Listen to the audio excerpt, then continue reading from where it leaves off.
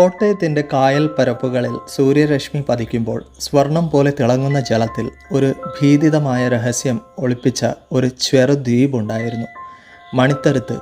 തലമുറകളായി മത്സ്യബന്ധനം ചെയ്ത് ജീവിക്കുന്ന ഒരു ചെറിയ കൂട്ടം ആളുകളാണ് അവിടെ താമസിച്ചിരുന്നത്.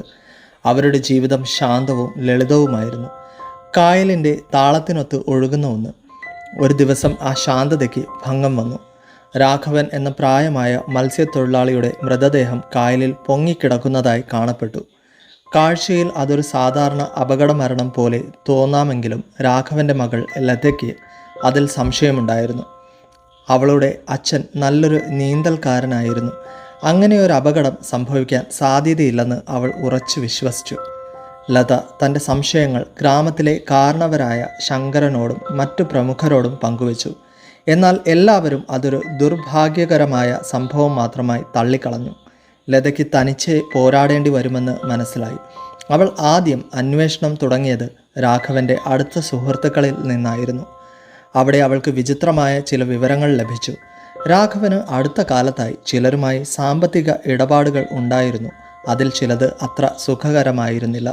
കൂടാതെ മണിത്തരുത്തിലെ ഒരു പുരാതനമായ കുടുംബത്തെക്കുറിച്ചും അവർക്ക് തലമുറകളായി കൈമാറി വരുന്ന ഒരു രഹസ്യത്തെക്കുറിച്ചും അവൾ കേട്ടു.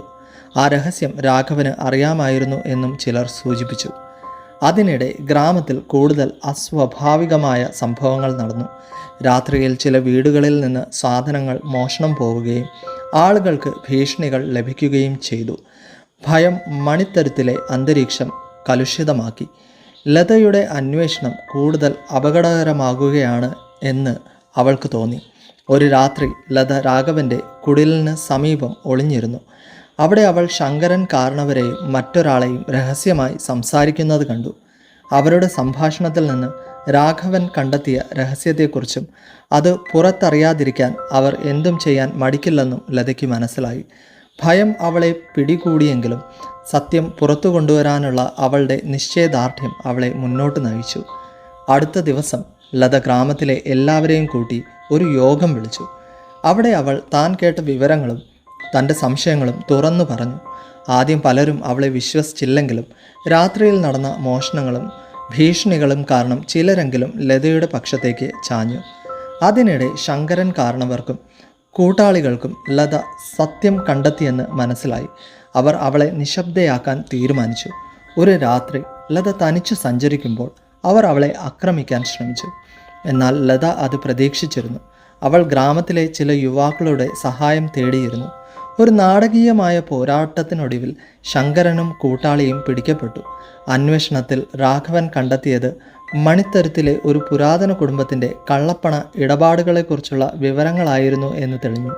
ശങ്കരനും കൂട്ടാളികളും ആ കുടുംബത്തിനു വേണ്ടി പ്രവർത്തിക്കുകയായിരുന്നു. രാഘവൻ ഈ വിവരം പുറത്തു പറയാൻ ശ്രമിച്ചപ്പോൾ അവർ അവനെ കൊലപ്പെടുത്തി. അതൊരു അപകട മരണമായി ചിത്രീകരിക്കാൻ ശ്രമിച്ചു. സത്യം പുറത്തു വന്നതോടെ മണിത്തരുത്തിലെ ഭീതിയുടെ മൂടുപടം നീങ്ങി. കൊലയാളികൾ നിയമത്തിനു മുന്നിൽ കൊണ്ടുവരപ്പെട്ടു. ലത തൻ്റെ അച്ഛൻ്റെ മരണത്തിലെ ദുരൂഹത നീക്കിയ ധീരയായ പെൺകുട്ടിയായി ഗ്രാമത്തിൽ അറിയപ്പെട്ടു. കായൽ വീണ്ടും ശാന്തമായി. പക്ഷേ ആഴങ്ങളിൽ ഒളിപ്പിച്ച രഹസ്യത്തിൻ്റെ ഓർമ്മകൾ അവിടെ എന്നും തങ്ങി നിന്നു.